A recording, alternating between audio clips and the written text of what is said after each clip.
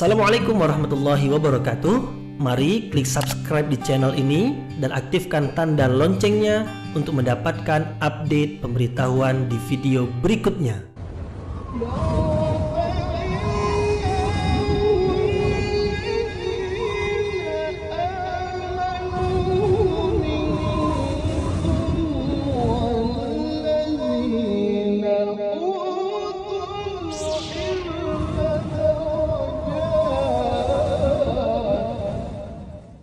A'udzu billahi minasyaitonir rajim. Bismillahirrahmanirrahim. Assalamualaikum warahmatullahi wabarakatuh. Alhamdulillahi rabbil alamin wa bihi nasta'inu ala umurid dunya waddin. Nasta'inuhu wa nastaghfiruh wa na'udzu billahi min syururi anfusina wa min sayyiati a'malina.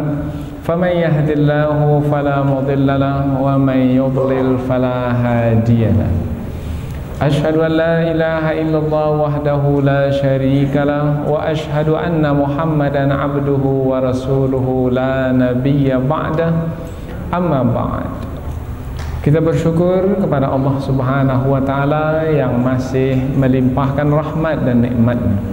Kita bersyukur dengan mengucapkan Alhamdulillahi Rabbil Alamin.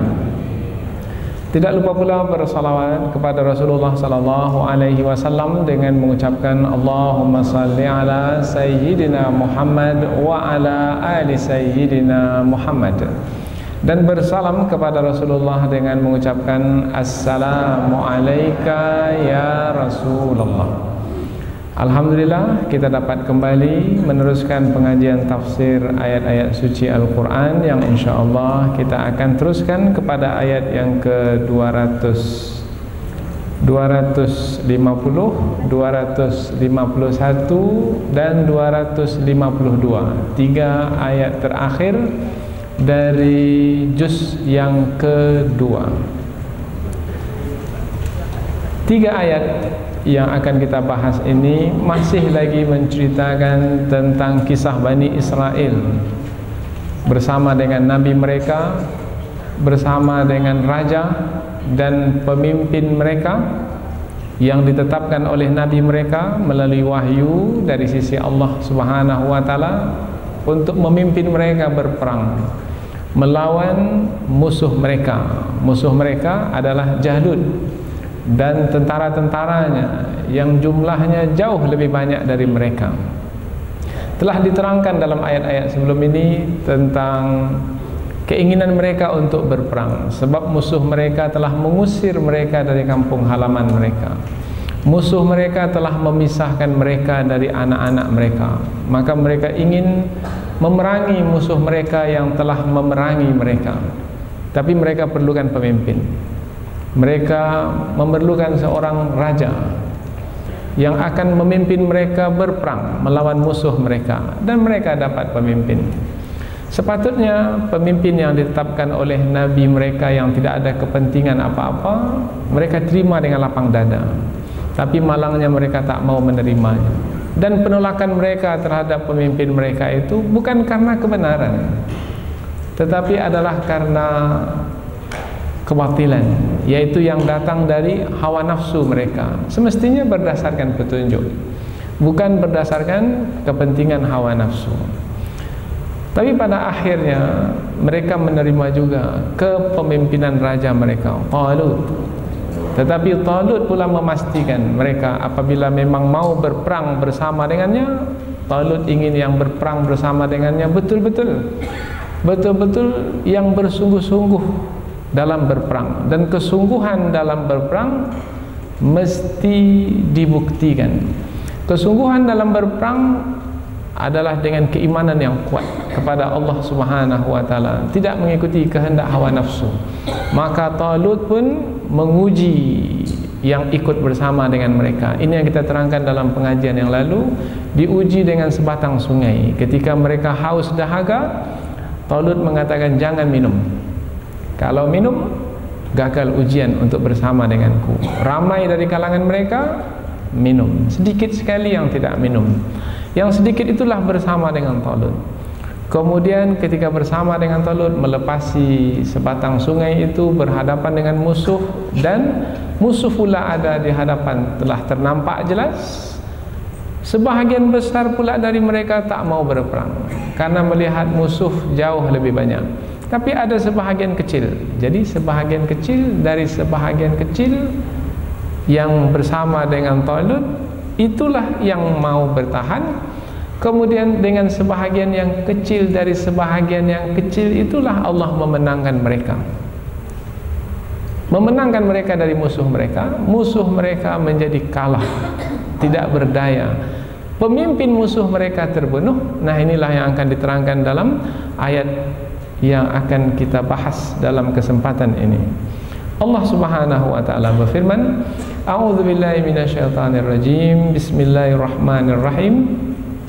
Walamma barazu li Jalut wa junudi qalu Rabbana afrigh alaina sabran wa thabbit aqdamana wansurna 'alal qaumil kafirin fahazamuhum biidznillah wa qatala Dawud Jaluta wa ataahu Allahul mulka wal hikmata wa 'allamahu mimma yasha walaula daf'ullahin nasa ba'dahum bi ba'd lafasadatil ardh walakinnallaha dzu fadlin 'alal 'alamin tilka ayatullah natluha 'alaika bil haqq wa innaka laminal mursalin. Allah berfirman, walamma barazu li Jalut, dan ketika mereka itu telah berhadap-hadapan, mereka melihat Jalut, yaitu Jalut pemimpin musuh, wa junudihi, dan tentara-tentaranya. Jadi Talut bersama dengannya ada tentara-tentara, Jalut pun bersama dengannya ada tentara-tentara. Sudah kita terangkan makna tentara sebelum ini. Qalu, mereka berdoa, mereka yaitu Talut dan orang-orang beriman bersama dengannya, yang sedikit dari yang sedikit itu berdoa. Doa mereka, Rabbana, wahai Tuhan kami, afrigh alaina sabran, tuangkanlah kesabaran ke dalam hati kami, atau penuhkanlah kesabaran ke dalam hati kami. Hati kami hendaknya penuhlah dengan kesabaran. Mereka bermohon kepada Allah, memohon kesabaran. Wasabbit aqdamana, dan kokohkanlah kaki kami, maknanya tetaplah kami dalam medan perang ini. Wansurna 'alal qaumil kafirin, dan tolonglah kami ke atas kaum yang kafir, yaitu musuh mereka. Fahazamuhum biiznillah, maka mereka dapat membinasakan musuh mereka dengan izin Allah. Disebut lagi perkataan izin dalam ayat ini, dan sebelum ini sudah disebut juga perkataan izin. Wa qatala Dawud Jaluta, dan Nabi Daud telah membunuh Jalut. Pada waktu itu dikatakan masih remaja dan belum lagi diangkat menjadi nabi. Maka ayatnya berikutnya, wa ataahu Allahul mulka, dan Allah memberikan kepadanya Nabi Daud al-mulka, kerajaan. Nabi Daud menjadi raja setelah Talut meninggal dunia. Wal hikmah, dan diberikan kepada Nabi Daud hikmah, kebijaksanaan. Wa 'allamahu mimma yasha, dan Allah mengajarkan kepadanya, kepada Nabi Daud, dari apa-apa yang dia kehendaki, yang Allah kehendaki. Apa yang Allah kehendaki yang diajarkan kepada Nabi Daud, nanti kita akan terangkan dalam tafsir. Walaula daf'ullahin nasa ba'dahum bi ba'd, dan kalaulah Allah tidak membinasakan sebahagian manusia ke atas sebahagian yang lain, sebahagian manusia maknanya tidak membinasakan sebahagian manusia yang melakukan kerusakan, yang melakukan kezaliman, yang tenggelam dalam kesesatan dan kekufuran, kalau Allah tidak membinasakan mereka, bibak dengan sebahagian yang lain, dengan orang-orang yang berada dalam kebenaran, yang beriman kepada Allah, yang mengikuti petunjuk, kalau Allah tidak membinasakan sebahagian mereka dengan sebahagian yang lain, la fasadatil ard, pastilah akan rusak bumi itu. Walakin Allah, dan tetapi Allah, dzu fadlin, memiliki karunia, alal alamin, atas semesta alam. Tilka ayatullah, itulah dia ayat-ayat Allah, natluha alaika bil haq, kami bacakan kepadamu wahai Muhammad dengan kebenaran. Wa innaka laminal mursalin, dan sesungguhnya kamu sungguh adalah dari rasul-rasul yang diutus, termasuk ke dalam golongan rasul-rasul yang diutus, dari kalangan rasul yang dikirim kepada manusia untuk menyelamatkan manusia. Kita ulang dari awal ayat. Dan ketika mereka telah melihat Jalut dan tentara-tentaranya, mereka berdoa, wahai Tuhan kami, tuangkanlah ke atas kami kesabaran penuh-penuh, dan kokohkanlah kaki kami, dan tolonglah kami atas orang-orang yang kafir. Maka mereka dapat berhasil membinasakan musuh mereka, atau mengalahkan musuh mereka dengan izin Allah.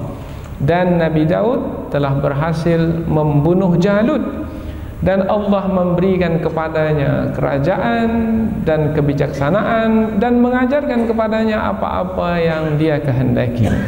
Dan kalaulah Allah tidak membinasakan sebahagian manusia, yaitu orang-orang yang tenggelam dalam kekufuran dan kesesatan, dengan sebahagian yang lain, yaitu dengan orang-orang yang beriman kepada Allah dan mengikuti petunjuk, la fasadatil ard, sungguh bumi itu akan rusak, dan akan tetapi Allah memiliki karunia atas semesta alam.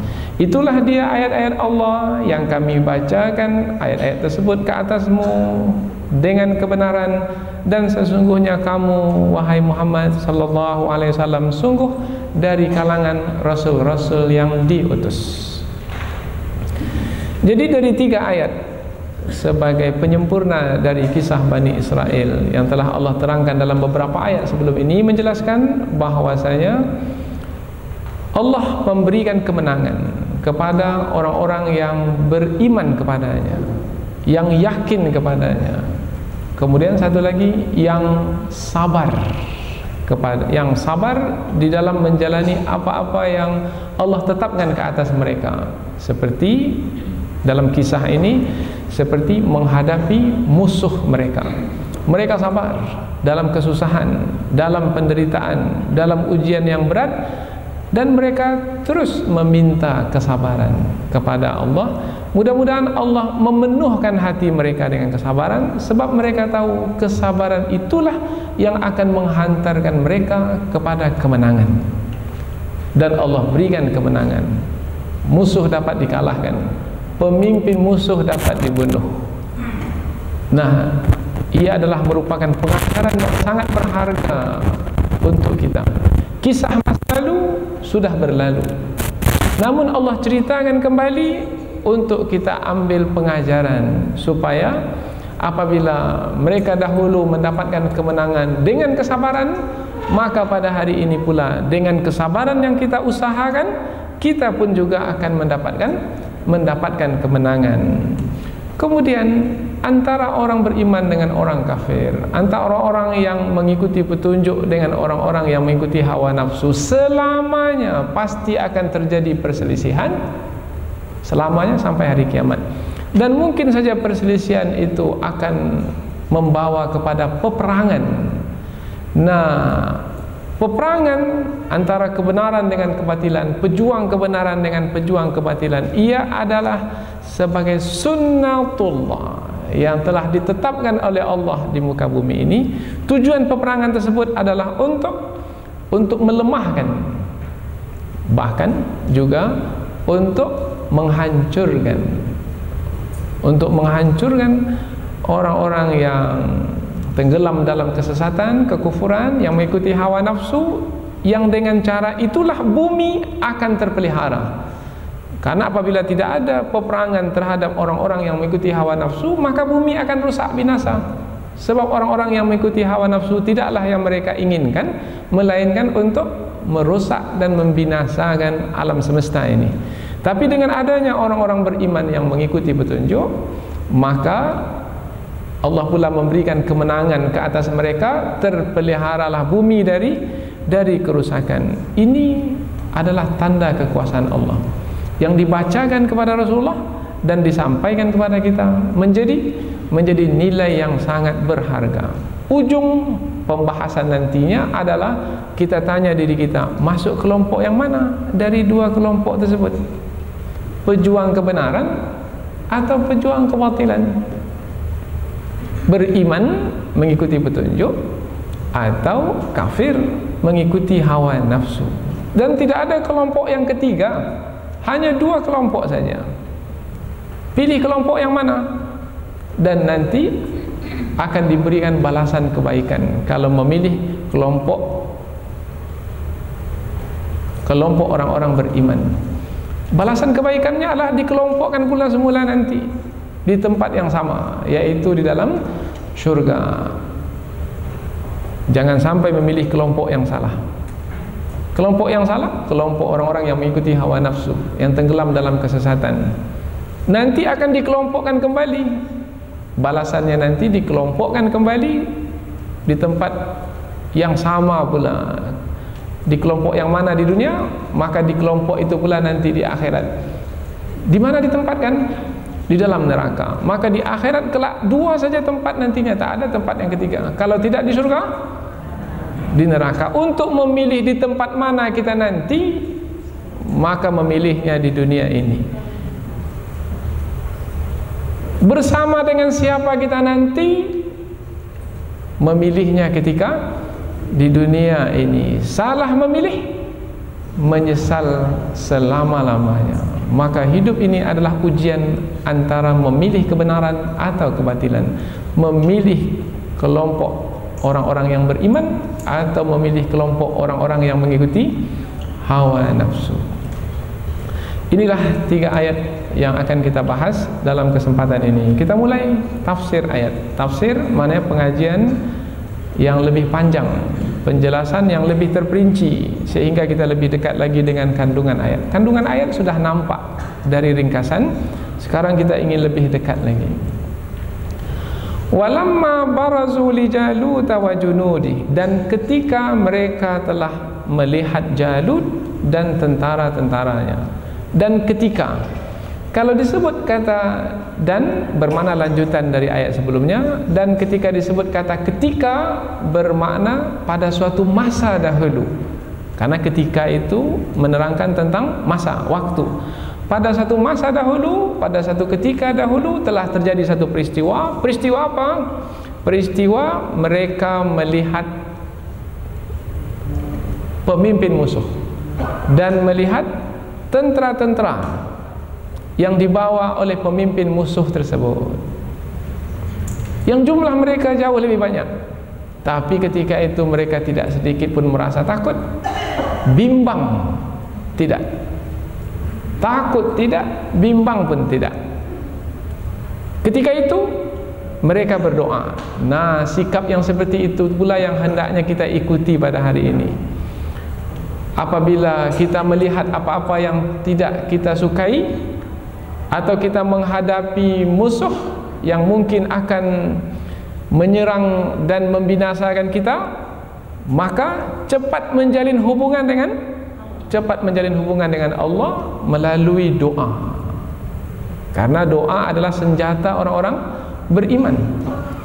Mereka pun berdoa dalam ayat ini. Qalu, mereka berkata, Rabbana afrigh alaina sabran, wahai Tuhan kami, wahai Rabb kami.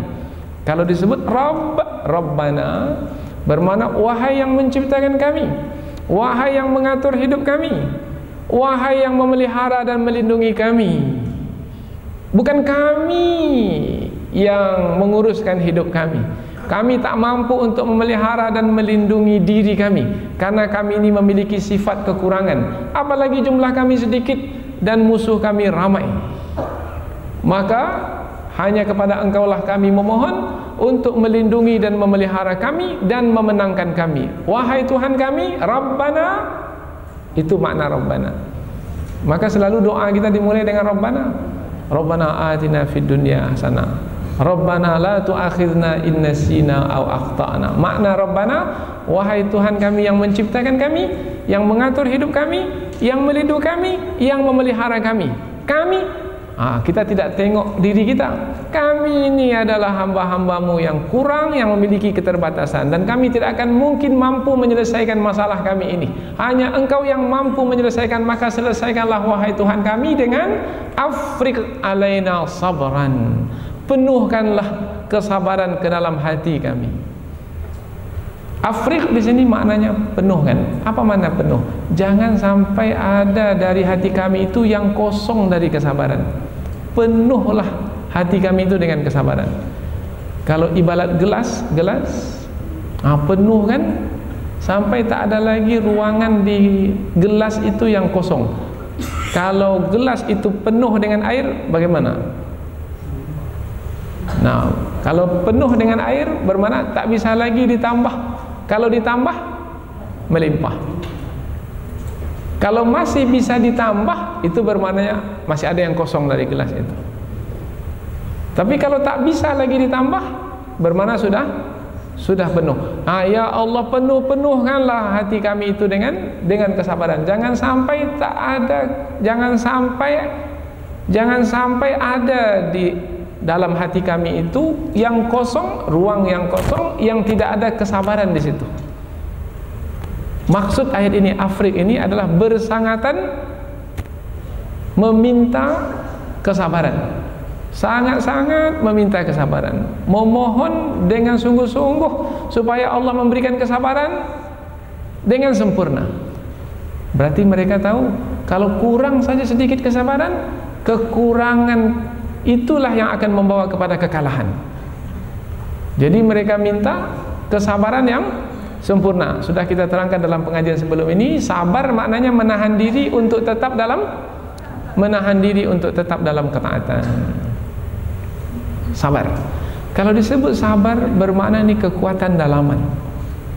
Kekuatan dalaman. Kalau tak sabar pengajian, tak sampai ke ayat terakhir juz kedua ini.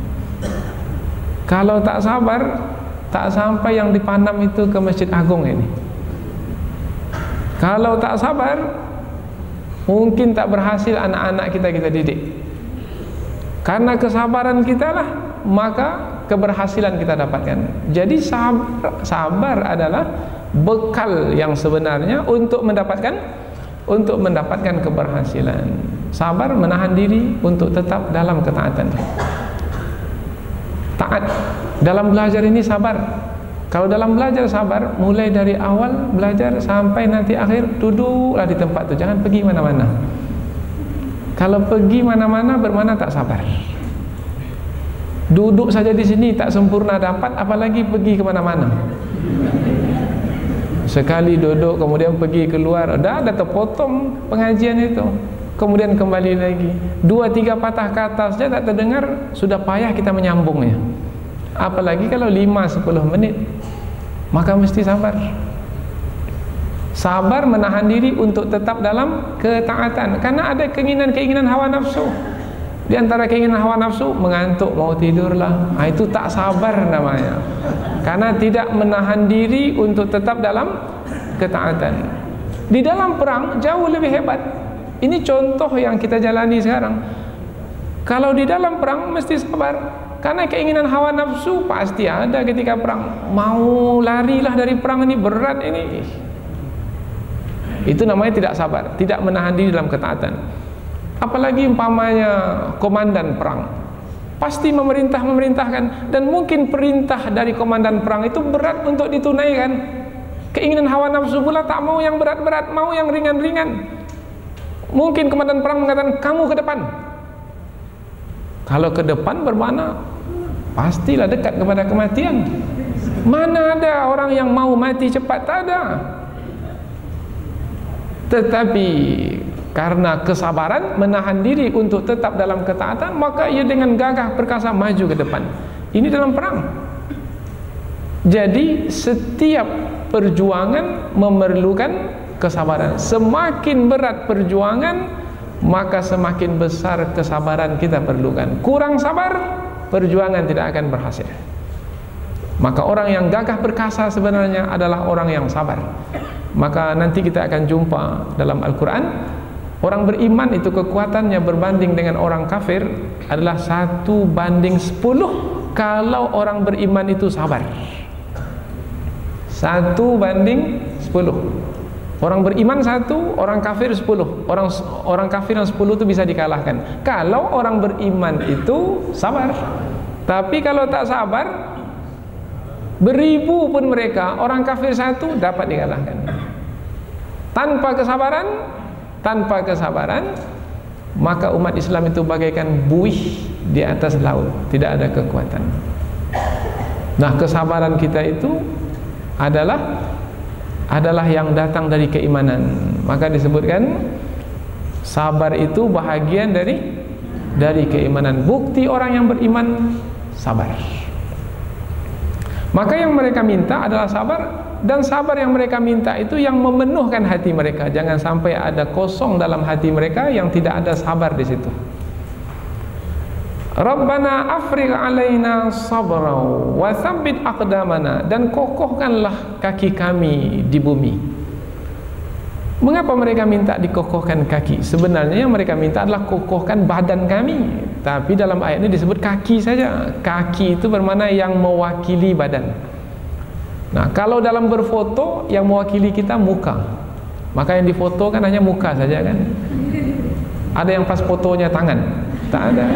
Pas foto pasti muka. Muka adalah yang mewakili badan. Itu dalam kita bergambar, berfoto. Tapi kalau dalam berperang, yang mewakili kita bukan muka, yang mewakili kita adalah kaki. Kalau kaki sudah lari, satu badan lari. Karena kaki yang membawa badan. Maka di dalam ayat ini yang disebut adalah kaki. Wasabbit aqdamana. Ini yang berfirman Allah. Nah, apabila Allah berfirman, pemilihan kata itu ada rahasia di dalamnya. Itu hebatnya firman Allah. Di situ ulama tafsir itu mendapatkan rahasia-rahasia dari setiap kata.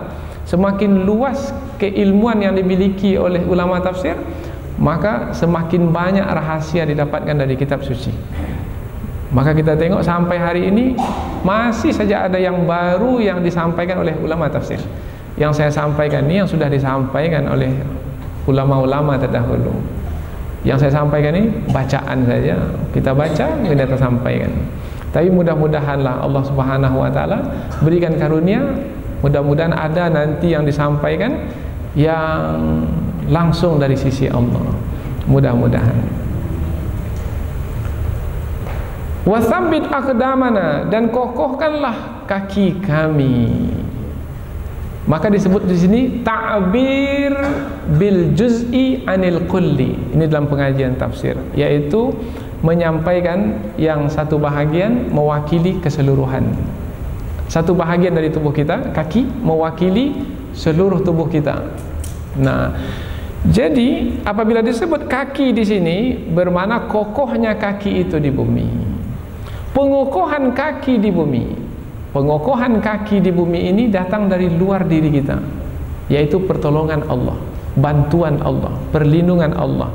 Jadi tadi kalau sabar dari dalam diri kita, kalau pengukuhan kaki dari luar diri kita. Jadi kita minta bantuan dari dalam diri kita, sabar, dari luar diri kita, yaitu berupa keperkasaan atau kekuatan, sehingga kita tetap bertahan di medan perang apapun.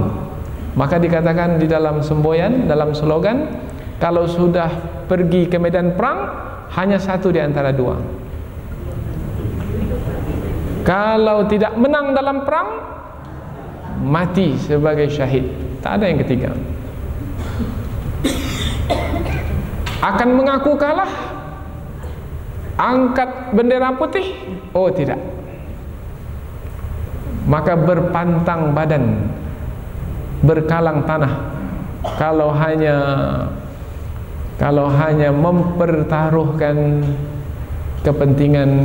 kepentingan akhirat karena kepentingan dunia, menggadaikan kepentingan akhirat hanya karena dunia. Maka dua saja, kalau tidak menang dalam perang maka mati sebagai syahid. Oh hebat, perkasa. Ini dia yang diinginkan dari orang yang beriman, bukan pengecut, bukan penakut. Kalau bahasa Melayu, bukan yang bacul, yaitu yang tidak punya kegagahan dan keperkasaan. Hanya dibeli dengan beberapa saja sudah menjual dirinya. Hilang prinsip, hilang idealisme. Padahal kemuliaan manusia pada idealisme yang dimiliki. Akankah kita jadi pejuang ataukah kita jadi petualang? Siapa petualang? Petualang itu yang lompat partai itu petualang namanya. Siapa pejuang? Pejuang yang mempertahankan prinsip. Sekali hidup, hidup yang berarti. Tidak peduli apapun yang akan ditanggung, meskipun pada akhirnya adalah kematian. Dan semua kita pasti akan mati, tetapi kita ingin kematian yang mulia. Ini kegagahan, ini keperkasaan. Dan jangan dikatakan ini bibit teroris. Tidak. Ini adalah bibit pejuang. Inilah dia nilai perjuangan. Dan ini sebenarnya yang ditakuti oleh musuh. Karena orang yang seperti ini tidak bisa dibeli. Nah, orang yang seperti ini harganya sangat mahal. Maka kita berharap adalah orang-orang seperti ini di tengah kita, karena mereka lah sebenarnya yang akan menyelamatkan muka bumi ini, khususnya bumi yang kita tempati ini. Wasabbit aqdamana wansurna 'alal qaumil kafirin, dan tolonglah kami ke atas orang-orang yang kafir. Dan tolonglah kami ke atas orang-orang yang kafir, maknanya berikan kemenangan kepada kami, sehingga dengan kemenangan tersebut tertolonglah kami dari serangan musuh yang akan mengalahkan dan membinasakan kami. Jadi yang ketiga ini permohonan berupa hasil. Hasilnya yaitu berikan kemenangan ya Allah, pertolongan dari sisimu yang membuat kami menjadi menang ke atas orang-orang kafir. Jadi ada tiga permohonan. Pertama, memohon kepada Allah, sabar di dalam hati. Permohonan yang kedua, dari sisi Allah, kuatkan kaki kami. Kemudian permohonan yang ketiga, nah dalam kami memerangi musuh kami ini, pada akhirnya nanti ya Allah berikan kemenangan kepada kami. Jadi nampak urutan doa itu sangat tertib sekali, sangat teratur sekali. Minta dari yang dalam. Kemudian yang kedua, minta lagi dari yang datang dari luar. Kemudian minta lagi hasil yang akan didapatkan dari perjuangan kita. Ketiga-tiganya, sabar yang dari dalam, kekuatan pengukuhan kaki berdiri di atas bumi menghadapi musuh sehingga tidak lari, kemudian pertolongan, ketiga-tiganya adalah datang dari sisi Allah. Jadi kalau pada akhirnya diberi kemenangan, jangan lihat diri. Kalau pada akhirnya menang, lihat Allah yang memberi. Karena ramai manusia ketika sudah menang lupa Allah yang memberi. Alhamdulillahnya sekali saja, alhamdulillah. Setelah itu tak ada lagi memuji Allah. Karena saya. Kalau tidaklah karena saya, orang seperti ini adalah orang yang tidak mentauhidkan Allah, tidak mengagungkan Allah dengan pengagungan yang sempurna, yaitu mengingat Allah ketika ia memerlukan Allah, Tetapi ketika ia sudah mendapatkan apa yang ia kehendaki, maka ia meninggalkan Allah. Orang yang seperti ini adalah orang yang lupa, lalai. Ini perkataan yang lembut ya. Orang yang lupa, orang yang lalai. Ibarat pepatah, bagaikan kacang lupa kulitnya. Kulitnya itu yang membuatnya jadi kacang. Kulitnya itu yang ia buang. Allah itu yang membuatnya menjadi menang, tapi Allah itu pula ditinggalkan. Fahazamuhum biiznillah. Allah terangkan hakikat ini dengan pendek, tegas, terang. Fahazamuhum biiznillah. Lalu mereka, karena mereka tadi berdoa, doa mereka diperkenankan, maka mereka dapat membinasakan musuh mereka dengan izin Allah. Kata hazamu di sini sebenarnya maknanya adalah memecahkan atau melemahkan. Itu makna hazamu. Umpamanya kalau mau memahami dengan mudah, diberikan andaian yang nampak. Ini fahazamuhum, mereka mengalahkan musuh mereka atau membinasakan musuh mereka, membinasakan kekuatan musuh mereka, sehingga musuh mereka itu tidak lagi mampu untuk memerangi mereka, apalagi menguasai mereka. Disebut awan itu hazim. Fahazamuhum hazim. Awan yang hazim, kita tengok awan itu nampak bergumpal tebal, besar. Bergeraklah ia karena ditolak, didorong oleh angin, maka dia bergerak besar. Tetapi nanti apabila ada tekanan-tekanan dari bumi ini sampai di tempat tertentu, maka awan itu dia akan menurunkan hujan. Turunlah hujan, turun air dari awan tersebut. Setelah turun air, masih ada lagi awan di atas? Tidak habis. Maka awan tersebut tadi ada, sekarang sudah tak ada lagi. Tadi ada kekuatan. Ada kekuatan. Kalau kita naik pesawat, kemudian kita langgar awan, maka pesawat kita itu pun akan bergegar. Ada kekuatan. Tetapi sekarang kekuatan awan sudah tak ada lagi, sebab airnya sudah turun ke bumi. Ada tekanan kepada awan tersebut, sehingga awan tersebut tak berdaya lagi, kemudian mencurahkan airnya ke bumi. Begitu juga pasukan musuh, ada kekuatan, tetapi karena adanya tekanan dari orang-orang beriman yang memerangi musuh itu, hilang kekuatan mereka, maka mereka itu binasa seperti binasanya awan. Fahazamuhum biiznillah. Sekarang siapa yang membinasakan mereka? Nampak memang orang-orang beriman yang memerangi mereka, tapi Allah menyebut di sini biiznillah, dengan izin Allah. Kita sudah sebut perkataan izin sebelum ini. Apa makna izin?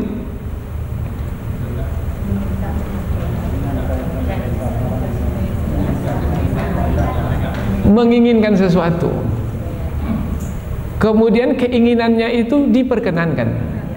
Memperkenankan keinginan itu namanya izin. Izin masuk.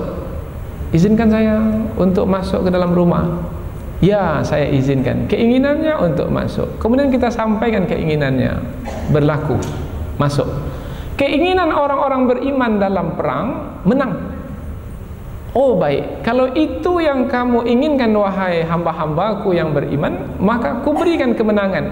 Allah memberikan kemenangan, Allah sampaikan keinginan orang beriman, disebut izin Allah. Kalau Allah izinkan, menang. Kalau Allah tak izinkan, seramai apapun tidak akan menang.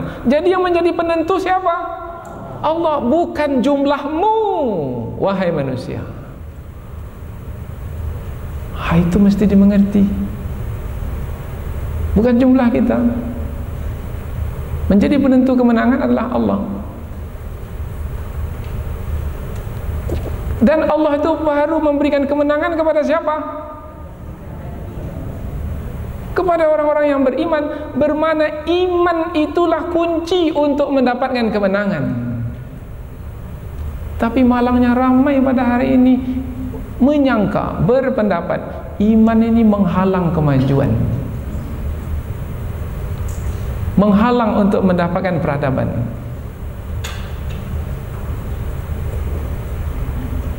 Ini kalau dah ke masjid ni, ini susah kita dibuatnya nanti ini. Semestinya yang ke masjid itu yang diperhatikan, karena itu yang akan menghantarkan kepada kemajuan, kepada kebaikan. Ini yang ke masjid pula yang disidangnya, karena dia tidak suka dengan orang yang ke masjid. Tahu disidang? Jangan katakan kalau kita bangun gedung 15 tingkat, kita bangun gedung 15 tingkat itu yang akan menghantarkan kemajuan. Oh tidak.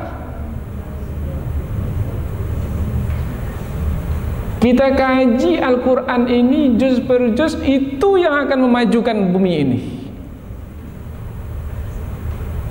Bangunlah bangunan 15 tingkat di sana, bangunan itu akan hancur binasa. Terbangkanlah pesawat itu. Sudah berapa banyak pesawat diterbangkan? Satu pun tak jalan sekarang.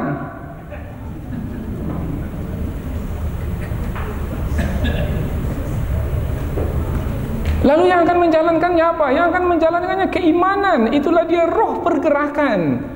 Ada iman bergerak, tak ada iman tak akan bergerak. Besarlah badan, ramailah jumlah, milikilah apa yang dimiliki. Karena pergerakan yang sebenarnya adalah keimanan. Keimanan kepada Allah, Allah yang mengatur alam semesta ini. Maka sepatutnya pendidikan keimanan menjadi tumpuan utama. Kalau kita mau maju dengan makna yang sebenarnya, kalau kita mau menghantarkan negeri ini kepada peradaban, untuk menjadi umat yang terbaik memimpin dunia. Kuntum khaira ummatin, kamu adalah sebaik-baik umat, ukhrijat linnas, dikeluarkan untuk manusia, ta'muruna bil ma'ruf wa tanhauna 'anil munkar, menyuruh orang lain berbuat baik dan melarang orang lain dari melakukan kemungkaran, wa tu'minuna billah, dalam keadaan kamu beriman kepada Allah.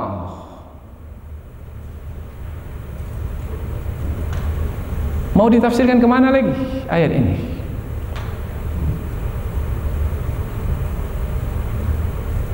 Tengok, ini dia kekuatan yang sebenarnya, ini roh yang sebenarnya, ini jiwa orang per orang, jiwa keluarga, jiwa masyarakat, jiwa bangsa. Kalau tak punya jiwa, maka matilah kita. Kita hanya mayat-mayat yang berjalan, tidak akan mampu menguruskan diri sendiri, tapi akan diuruskan oleh orang lain.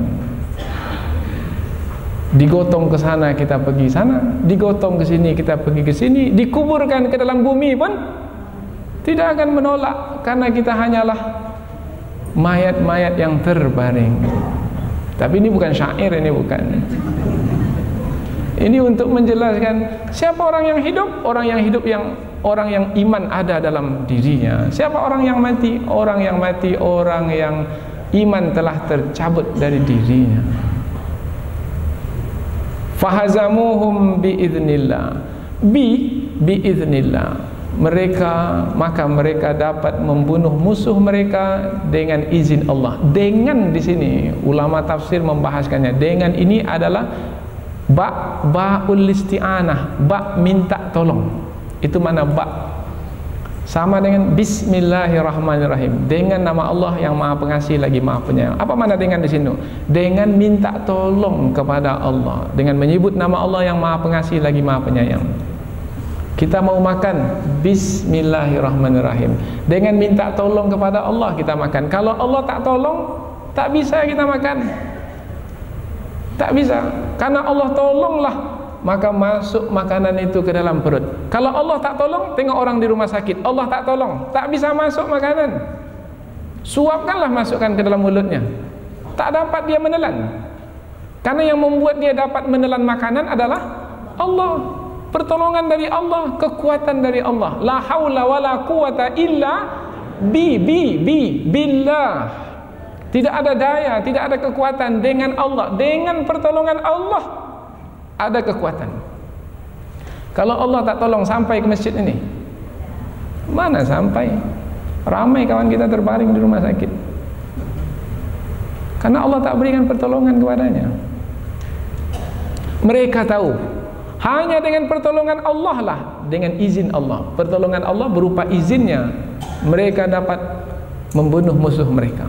Di dalam ayat ini, fahazamuhum, maka mereka dapat membinasakan, menghancurkan musuh mereka seperti hancurnya awan di angkasa dengan pertolongan Allah Subhanahu wa taala, yaitu Allah menyampaikan keinginan-keinginan mereka.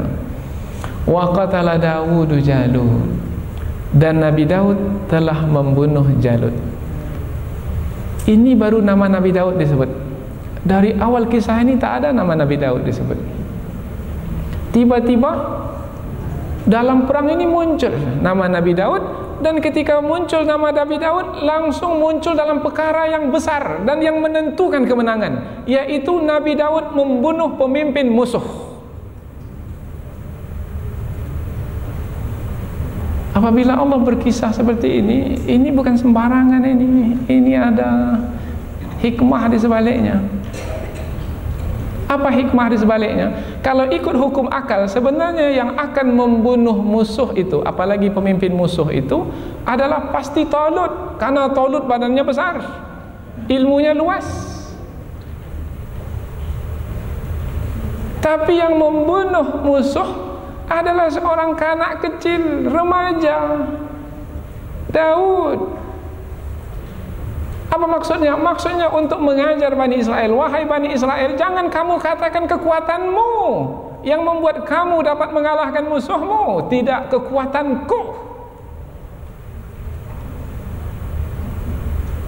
Sebenarnya aku mampu untuk membinasakan musuhmu itu tanpa kamu pergi berperang. Tetapi Allah telah tetapkan sunatullah di alam ini. Kehendak-kehendaknya itu diberlakukan dengan hukum sebab akibat. Pergi berperang, berusaha. Tapi jangan fahami usaha itu yang menentukan. Yang menentukan adalah Allah Subhanahu wa taala.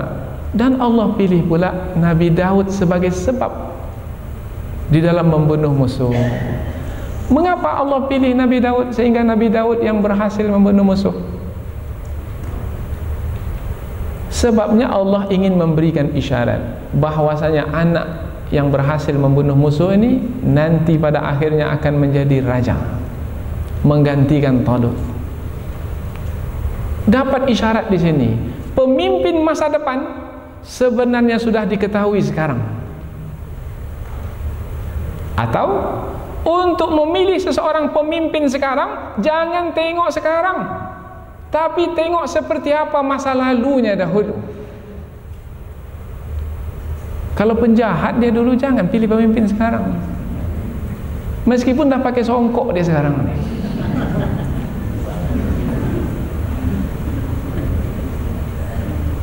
Tengok, kalau bahasa Inggrisnya track recordnya itu seperti apa. Catatan perjalanan hidupnya sebelum ini siapa? Siapa dia sebenarnya? Mesti dilihat. Karena pemimpin yang menentukan kita, kebijaksanaan di tangannya. Ini baru jumpa pemimpin hari itu, langsung pilih hari itu juga.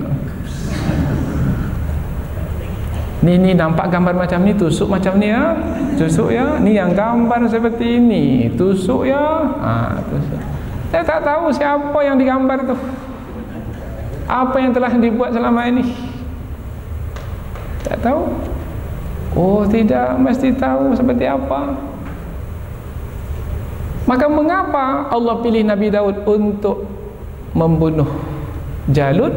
Supaya nanti ketika Nabi Daud itu diangkat menjadi raja, Bani Israel bersepakat untuk menjadikannya sebagai raja, tidak lagi seperti kasus Talut sebelum ini. Talut sebelum ini kan mereka tak mau menerimanya. Tetapi tidak ada alasan lagi untuk tidak menerima Nabi Daud nanti sebagai raja. Apa sebab? Sebab sudah nampak kepemimpinannya semenjak kecil. Ini besar bukan karena bapaknya besar. Karena bapaknya orang besar, anak jadi ikut-ikut besar. Padahal anaknya kecil, kerdil. Bapaknya dahulu memang idealis, punya prinsip, tapi anaknya belum tentu. Dan di negeri kita ini ada tradisi mewariskan ke anak-anak itu dari dahulu lagi. Dan musuh pula pandai. Kalau bapaknya idealis, anaknya itu dirusak. Kemudian anak itu diusung nanti jadi pemimpin. Nah, anak rusak ini ketika jadi pemimpin memimpin dengan melakukan kerusakan. Itu musuh pandai. Dalam Islam tidak, kepemimpinan bukan melalui keturunan, kepemimpinan melalui kemampuan. Nabi Ibrahim pernah minta kepada Allah dahulu, karena Nabi Ibrahim telah diangkat oleh Allah menjadi pemimpin. Ja'iluka linnasi imama. Allah telah menjadikanmu wahai Ibrahim sebagai pemimpin. Nabi Ibrahim ingin anaknya juga jadi pemimpin. Qala wa min dzurriyyati. Ya Allah, jadikan pula lah pemimpin itu dari zuriatku, dari keturunanku. Allah bantah, la yanalu ahdiz zalimin. Kalau keturunanmu itu orang-orang yang zalim, wahai Ibrahim, tidak akan kuberikan kepemimpinan kepada mereka. Jadi kepemimpinan itu kaitannya dengan kemampuan, dan kemampuan itu didapatkan dari keimanan kepada Allah Subhanahu wa taala. Begitu juga dalam berumah tangga, mau memilih jadi pemimpin, suami umpamanya, untuk diri kita dan untuk anak-anak kita nantinya, maka pastikan kepemimpinannya. Untuk memastikan kepemimpinannya adalah keimanannya. Sila perhatikan dari bentuk rupanya, silahkan perhatikan dari keturunannya, silahkan perhatikan dari kekayaannya, tapi jangan lupa yang keempat, perhatikan juga agamanya. Kan begitu tuntunan Nabi. Agama penting sekali. Begitu juga pilih istri, istrinya akan menjadi pemimpin juga nanti dalam rumah tangga. Bagi anak-anak, maka pilih pula lah. Mampu tidak dia jadi pemimpin nanti? Mampu apabila memiliki keimanan. Tak punya keimanan, tak akan mampu. Bapak nanti tak sabar, si ibu pun nanti tidak sabar. Kalau ayah ibu tak sabar, tak akan mungkin anak itu akan sabar, tak akan mungkin.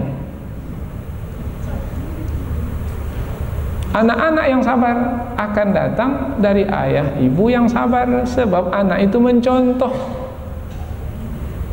Air cucuran atap itu jatuh ke bawah, dan setiap air yang bawah itu, yang jatuh ke bawah itu, dia jatuh dari cucuran atap, tepat berada di bawah. Seperti apa ayah, seperti itu anak. Seperti apa anak, seperti itu ayah. Kalau ayam lah kuria, tahu kuria? Ya. Nah, sambunglah sendiri. Itu sudah pepatah Minang. Itu sudah sunatullah seperti itu. Wa qatala Daudu Jalut, dan Nabi Daud berhasil membunuh Jalut padahal masih kecil. Isyarat dari Allah, ini akan ditetapkan jadi pemimpin pada masa yang akan datang. Maka berikutnya, wa atahullahul mulka, dan Allah memberikan kepadanya kerajaan, wal hikmah, dan hikmah, wa 'allamahu mimma yasha, dan Allah mengajarkan kepadanya apa-apa yang dia kehendaki. Tiga yang Allah berikan kepada Nabi Daud. Pertama, Allah berikan kepada Nabi Daud kerajaan, raja. Samping menjadi nabi, menjadi raja. Dan yang membuatnya menjadi raja adalah Allah. Maka setiap raja semestinya mesti memahami yang membuatnya menjadi raja adalah Allah, supaya jangan lupa Allah. Karena kalau sudah jadi raja, jadi pemimpin, jadi penguasa, lupa Allah yang memberikan kekuasaan. Akhirnya mengikuti hawa nafsu. Sekarang kuasa sudah di tanganku. Kalau sudah di tanganku ini, dia mau buat apa saja. Maka Allah peringatkan Nabi Daud, ya Daud, wahai Daud, inna ja'alnaka khalifatan fil ard, kami jadikan kamu khalifah di permukaan bumi. Fahkum bainan nasi bil haq, tetapkan hukum di antara manusia dengan kebenaran. Wala tattabi'il hawa, jangan kamu ikuti hawa nafsumu. Itu peringatan Allah kepada Nabi Daud, dan juga peringatan kepada pemimpin-pemimpin yang ada sekarang. Ingatlah wahai pemimpin-pemimpin, sesungguhnya kuasa yang ada di tanganmu itu bukan datang dari dirimu sendiri. Kuasa yang ada padamu itu adalah pemberian dari Allah. Apabila Allah yang memberi, kemudian kamu tidak menjalankannya dengan baik seperti yang Allah kehendaki, Allah akan tarik. Qulillahumma malikal mulki tu'til mulka man tasha wa tanzi'ul mulka mimman tasha. Katakanlah, wahai yang berkuasa ke atas sekalian yang berkuasa, engkau berikan kuasa kepada siapa yang engkau kehendaki, dan engkau cabut kuasa dari siapa yang engkau kehendaki. Maka sebenarnya tidak ada alasan untuk sombong apabila seseorang itu ditakdirkan menjadi pemimpin. Semakin tinggi kepemimpinan sebenarnya, sepatutnya semakin merendahkan diri di hadapan Allah. Bagaimana dengan pemimpin yang ada sekarang?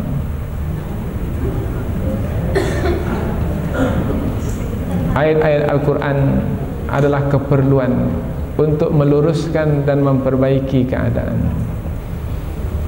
Allah berikan kepada Nabi Daud al-hikmah, kebijaksanaan. Nabi Daud bijaksana sekali. Bijaksana ini menempatkan sesuatu pada tempatnya. Nabi Daud tahu perhubungan yang mesti dijalin dengan Allah. Nabi Daud juga tahu perhubungan yang mesti dijalin dengan manusia. Maka Nabi Daud menjalin hubungan dengan Allah, menjalin hubungan dengan manusia, dua-dua sekali. Kalau mau menengok Nabi Daud alaihissalam, Nabi Daud siang berpuasa, malam beribadah kepada Allah. Dalam waktu yang sama, meskipun berpuasa, Nabi Daud tidak meninggalkan kewajiban memimpin kaumnya. Dan puasa Nabi Daud pula bukan hanya Senin Kamis. Puasa Nabi Daud sekali puasa, sekali tidak puasa, sekali puasa, sekali tidak puasa, selang-selang satu hari. Maka disebut puasa Nabi Daud. Pemimpin mana yang pada hari ini berpuasa seperti puasa Nabi Daud?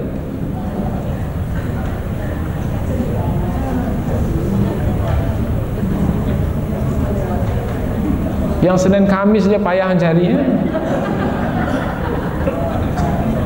apalagi yang puasa Nabi Daud. Karena sebagai seorang raja, makanan tersedia. Tapi meskipun makanan tersedia, mereka berpuasa adalah karena ingin menjalin hubungan dengan Allah. Ada kemampuan untuk memakan makanan yang lezat. Karena banyak tunjangan untuk pemimpin itu, untuk makan minumnya sampai berjuta-juta setiap bulan itu. Itu makan minum saja baru tuh.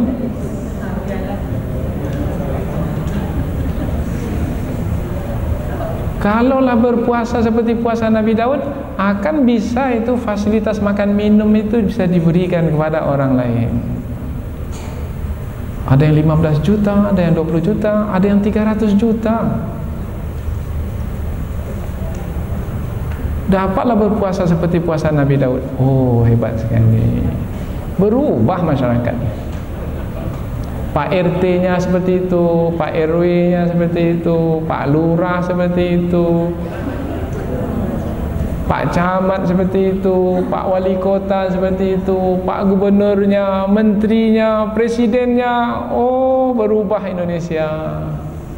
bukannya bebankan ke rakyat lagi, tambah lagi harga-harga barang meningkat lagi, dicabut subsidi. Ini kezaliman.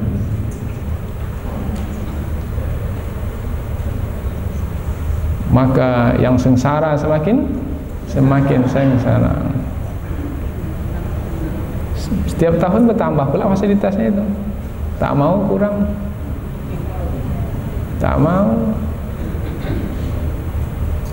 Mobil dinas itu tak mau. 5 tahun saja. Lebih dari itu minta ganti. Lihat. Dan mobil dinas pula, Allahu Akbar. Kita lihatlah apa yang kita lihat. Wa 'allamahu mimma yasha. Tadi hikmah, itu dia hikmah Nabi Daud alaihi salam. Sekarang pula wa 'allamahu mimma yasha, Allah ajarkan kepada Nabi Daud apa-apa yang Allah kehendaki. Nabi Daud sudah jadi nabi. Nabi Daud sudah menjadi raja. Tetapi Allah masih lagi mengajarkan kepada Nabi Daud ilmu. Bermakna pemimpin tidak pernah berhenti dari belajar. Jangan merasa cukup. Kalau sudah merasa cukup, saya sudah tahu segala-galanya, hilanglah kepemimpinannya. Rasulullah pun diperintahkan, Qul Rabbi zidni ilma. Katakan wahai Muhammad, ya Allah tambahkanlah kepadaku ilmu. Itu kepada Nabi Muhammad. Maka mesti belajar. Mesti. Kalau kita diangkat jadi pemimpin, jangan puas untuk belajar. Saya sudah doktor, tak perlu belajar lagi lah. Staf-staf saya sudah hebat-hebat semua. Oh, mesti terus belajar. Nabi Daud belajar sampai Nabi Daud dapat ilmu yang tak didapatkan oleh orang lain, yaitu ilmu membuat peralatan perang dari besi. Itu ilmu pertama yang diajarkan kepada manusia, Nabi Daud. Sebelumnya ada besi, tapi orang tak tahu mau buat apa dengan besi ini. Tak punya ilmu bagaimana melunakkan besi itu. Nabi Daud tahu. Dengan ilmunya, Nabi Daud turun sendiri untuk membuat baju perang, membuat peralatan perang, senjata perang. Kemudian untuk keperluan hidup. Kalau seperti sekarang ini, membuat parang, membuat cangkul, membuat sabit, membuat apa lagi yang dari besi. Sampailah sekarang ini ke peralatan-peralatan canggih dengan besi. Nabi Daud buat itu dahulu. Jadi Nabi Daud seorang raja, Nabi Daud juga buat sendiri dengan tangannya. Bahkan dikatakan Nabi Daud buat kerja itu dan mendapatkan upahnya. Dan upah membuat itulah yang Nabi Daud makan. Nabi Daud tak makan dari hasil gaji jadi pemimpin.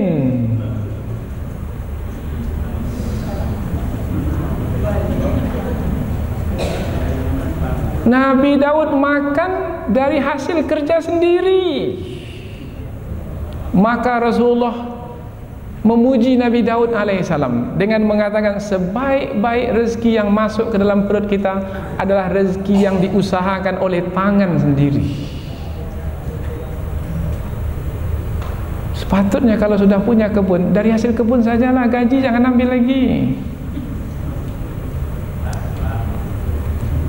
Tapi pemimpin mana yang pada hari ini yang tak mau gajinya?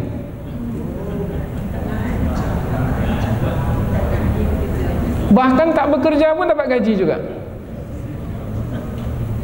Karena pemimpin itu banyak, di sini juga jadi, di sini juga jadi. 10 organisasi ada namanya di situ. Dari ke 10 organisasi itu bergaji dia di situ, dan tak pernah dia hadir di situ. Hanya letak nama saja, dapat uangnya. Rezeki apa ini? Tak buat kerja dapat.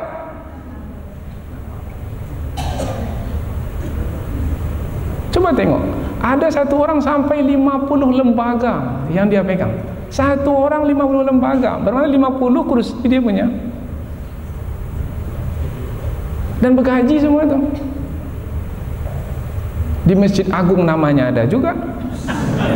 Umpamanya lah ini.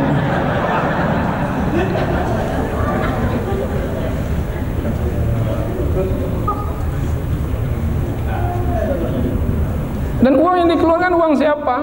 Uang rakyat juga. Bagaimana rezekinya? Jawablah sendiri. Bagaimana rezekinya? Dan jangan merah pula telinga lagi kalau disampaikan seperti ini. Apa sebab? Sebab penyampaian ini untuk membetulkan keadaan, supaya keuangan itu diuruskan dengan baik, dengan profesional. Profesional itu tepat guna, sehingga uang itu tidak tersia-siakan. Lihat ayat Al-Quran hebat sekali. Nabi Daud, Allah berikan 3 pemberian, yaitu kerajaan diberikan, hikmah dapat menempatkan sesuatu pada tempatnya, dan Allah ajarkan pula ilmu kepadanya. Dengan ilmu yang diajarkan, Nabi Daud dapat mandiri sehingga tidak bergantung kepada kekuasaan yang diberikan kepadanya sebagai seorang pemimpin. Saya pernah dengar ada seorang pemimpin yang tak mau dia digaji. Tak mau dia nerima gaji. Gajinya itu diserahkannya ke rakyatnya. Akhirnya semakin berkarisma dia.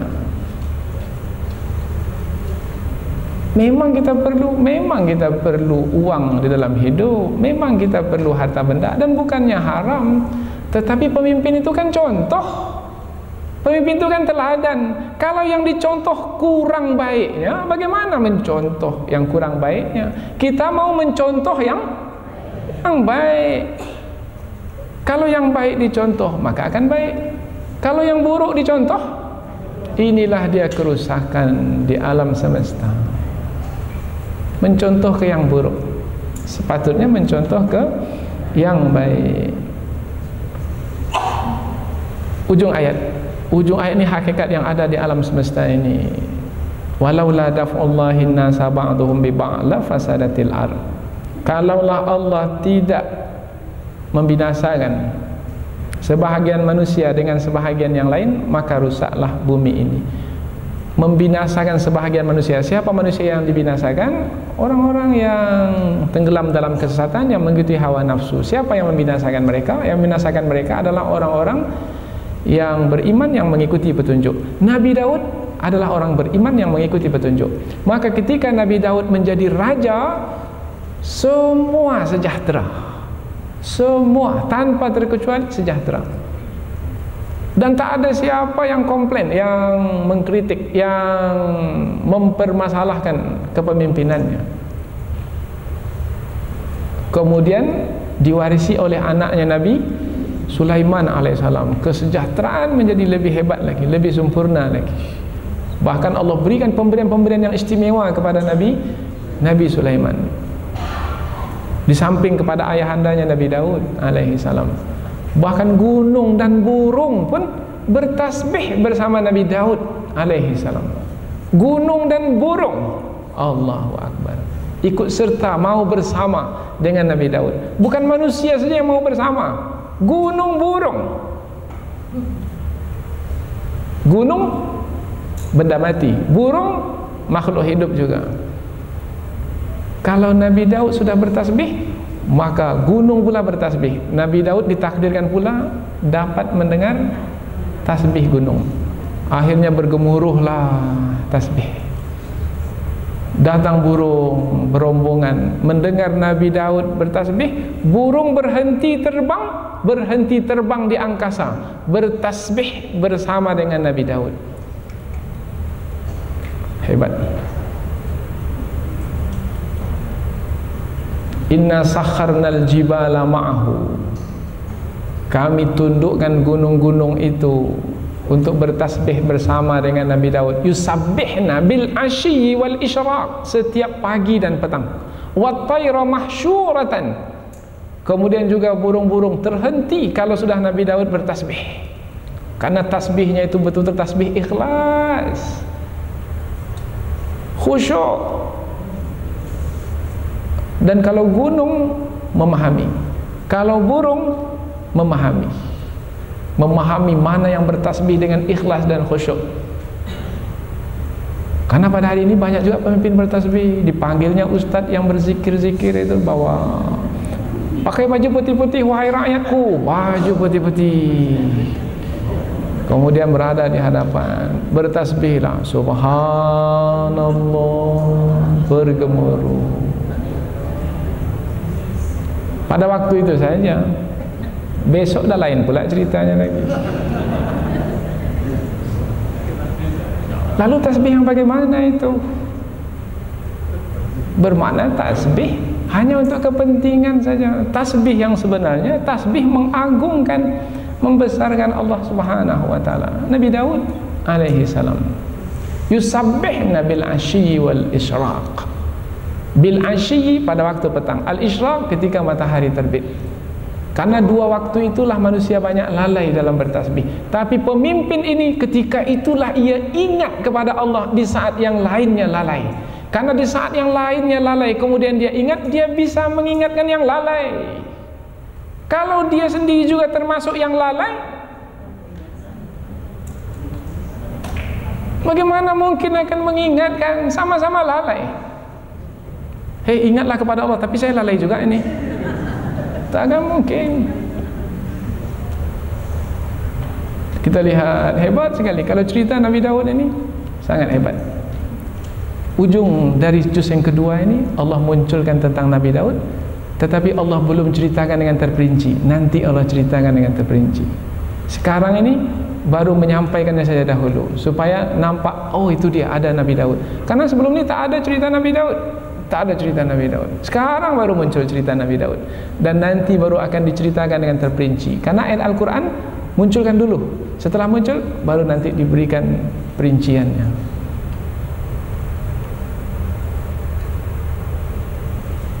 Sebahagian manusia yang mengikuti hawa nafsu akan dikalahkan. Kalau mereka menyerang, hendak membinasakan orang-orang beriman, mereka yang akan dibinasakan, dan itulah yang akan menjamin keselamatan bumi ini. Kalau tidak, bumi ini akan rusak binasa. Berarti melalui ayat ini kita mesti memperbaiki keadaan, yaitu memastikan orang-orang yang mengikuti hawa nafsu, yang tenggelam dalam mengikuti hawa nafsu, untuk memperbaiki diri. Kalau tidak, kalau kita biarkan, maka bumi ini akan rusak binasa. Maka sepatutnya berterima kasih kepada orang yang memperbaiki, sebab orang yang memperbaiki itulah yang akan membuat jaminan bumi ini terpelihara. Walaula daf'ullahi an-nasa ba'dhum bi ba'd la fasadatil ardh walakinallaha dzu fadlin 'alal 'alamin.